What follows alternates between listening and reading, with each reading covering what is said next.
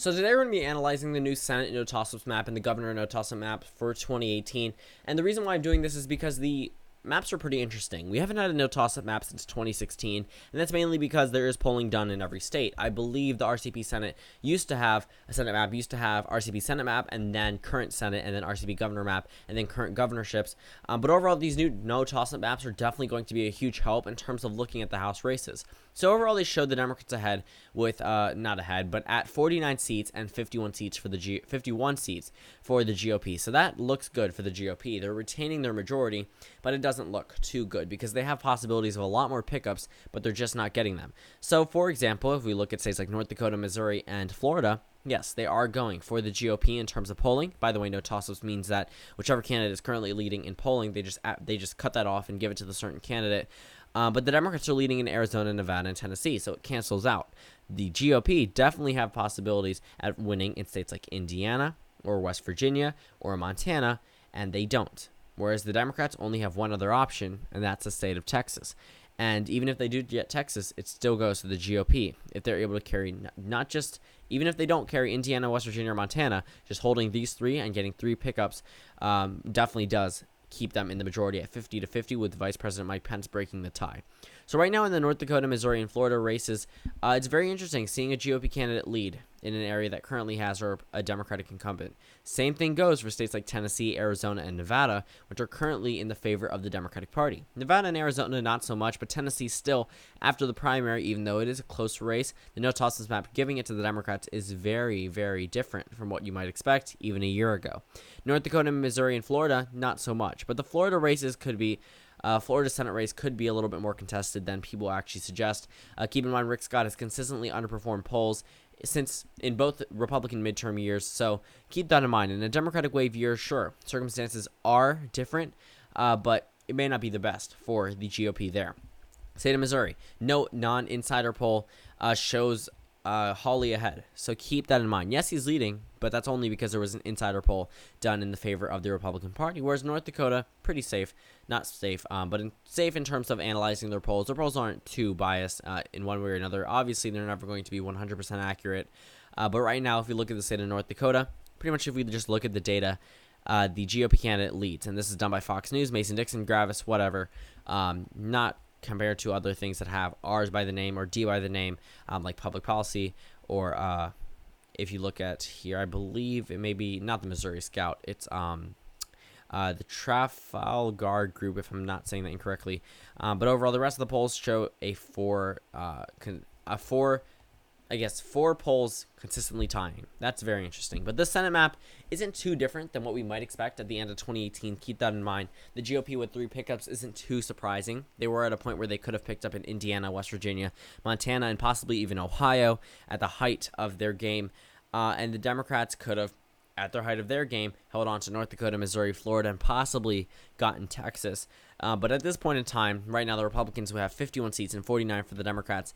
But that's not really the biggest thing here. Yes, the Senate map does look good for Democrats because they're retaining the number of seats they need to lead into 2020, where they have a lot more possibilities of pickups. But for the governor's no toss-ups map, we currently have an exact tie. The Democrats gained 8 in total, according to polling, in Florida, Ohio, Illinois, Missouri.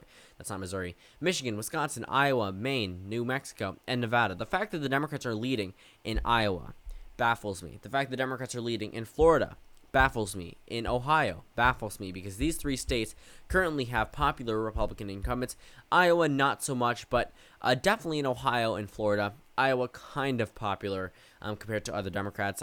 The incumbent is running for re-election in Iowa, but not in Ohio or Florida. Keep in mind, Florida, the approval rating of the GOP governor is plus 18%.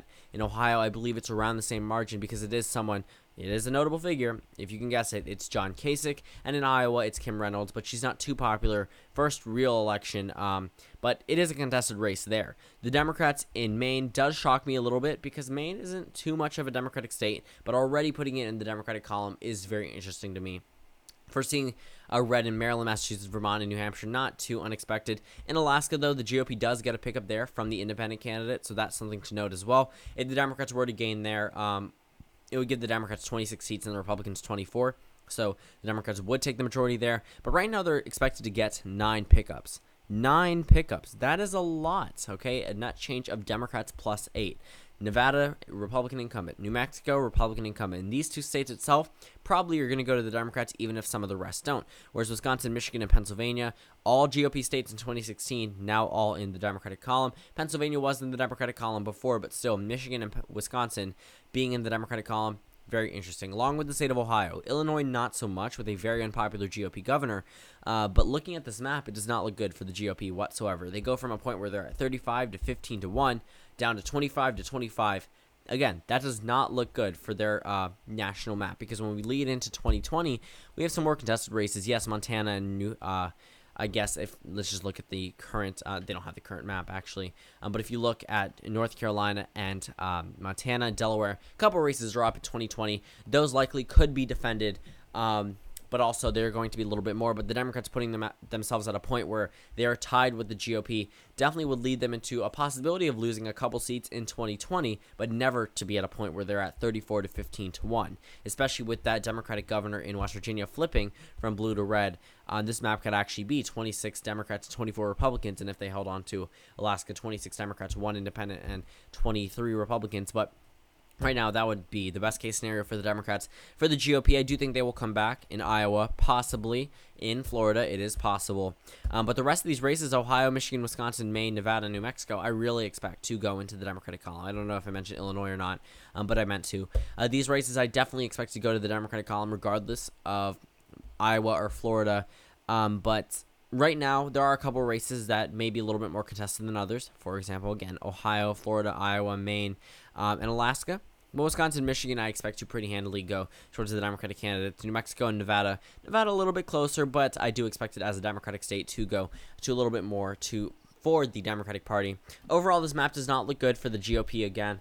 With a net change of Democrats +8, that's never good. If you look back at the 2006 governor map, I believe California was red, but there was a pretty good standing for Democrats in the governor map. Keep in mind, they will be going from only 16 seats to 25. So keep that in mind. That is phenomenal for the Democrats. So overall, that pretty much concludes today's video. Thank you guys for watching this video. Comment down suggestions below, and I'll see you all tomorrow.